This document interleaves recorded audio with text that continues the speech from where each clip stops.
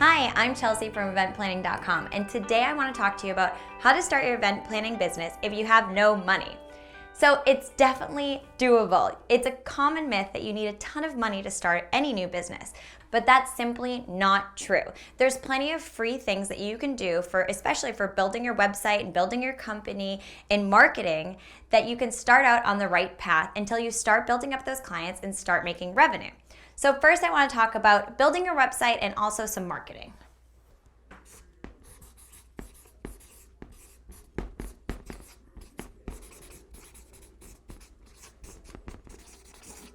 It's actually usually pretty inexpensive to build a website on a website builder like Wix.com. But if you don't want to spend any money, you can build a free one on a blog website, so say WordPress.com.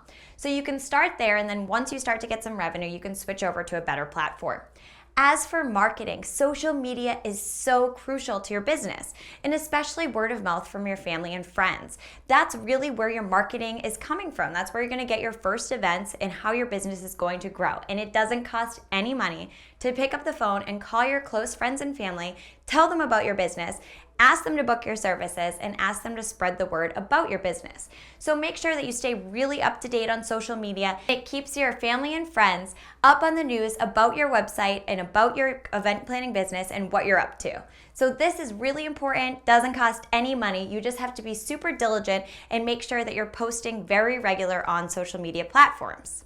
The next thing is booking your first event. So you don't need any money to book your first event. Hopefully it's a family or friend or somebody you feel really comfortable with.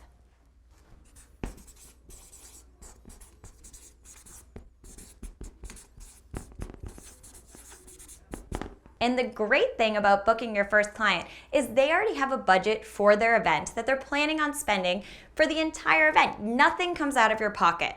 So if they need a bunch of anything to do with rentals or anything to do with catering, anything at all, it all comes out of your client's budget. So never pay for anything yourself up front. Whenever you're working with vendors or booking them, so say you're working with a company that's doing table and chair rentals, you might rent the linens from them, you might even rent some of the tablescapes from them.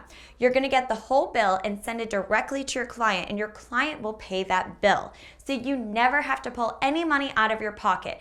You're just making money doing all the legwork by finding the vendors and making sure that you're keeping the cost down for your client and staying on top of all the scheduling and budgeting. So also, which goes along with your first event, is this is also going to lead to free marketing, because hopefully you're going to do such a great job on this first event that you'll get referrals from it. People are going to notice your great work and book you from there. So that's a free marketing, is just to do the event. As for inventory, there might be some things at the event that this particular client doesn't want to take home. Maybe they needed 100 hurricane candles with the glass holders and the candles in them. After the event, they don't know what they're going to do with all those candles. You could politely ask them that in exchange for your services, you could keep those and start building your own inventory. Again, this doesn't cost you any money. Another thing from your first event is the photos.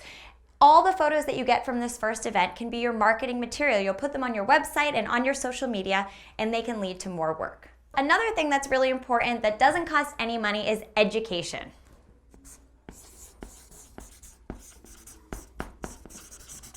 So education is obviously really important. Once you start making money, it's a great idea to invest some of that money into specific certifications or educational courses.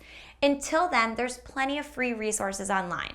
There's lots of YouTube videos, great blog material, and you can stay up to date on, say you're a wedding planner, you can stay up to date on wedding magazines or wedding trends. Also, Pinterest is a great way to generate ideas and see what other event planners are using for their events. So education is great, and a lot of times it's free, especially in the beginning stages.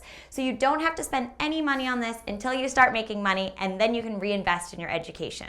And then two other things I want to talk briefly about is offering trade for inventory.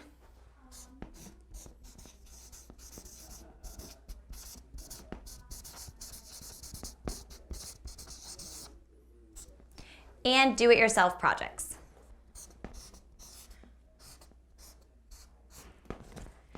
So if there's something that you think you need for your event planning services, maybe you want that really nice website, you could always offer trade for the services. So maybe you have somebody in your life that you know that could build a great website. They could build that for you, and in exchange, you could offer them a discounted package on an event that they have that they're planning that's coming up. So this is always an option. Another option is to do some do-it-yourself projects. The materials for these are always going to be paid for by the client. But do-it-yourself projects are a great way to start out and show your creativity and also have some material, again, for your marketing material for your social media. So do-it-yourself is a great way to get started out. Lastly, I just want to say, sometimes it can take a year or even 2 to start booking clients regularly. So that doesn't mean that necessarily if you have a great day job that you should quit it, because a lot of events are on the weekends or at night. If you can find some kind of supplemental income while you're starting out, the best way to do that is work in something that's already in the event planning world. So maybe you can work for a catering company, and then eventually you can build that relationship and build off one another. Or you could work for a hotel that has a venue or something along those lines. So there's always ways. Everybody that you're meeting can be a potential client, so always keep that in mind and push forward with your event planning business.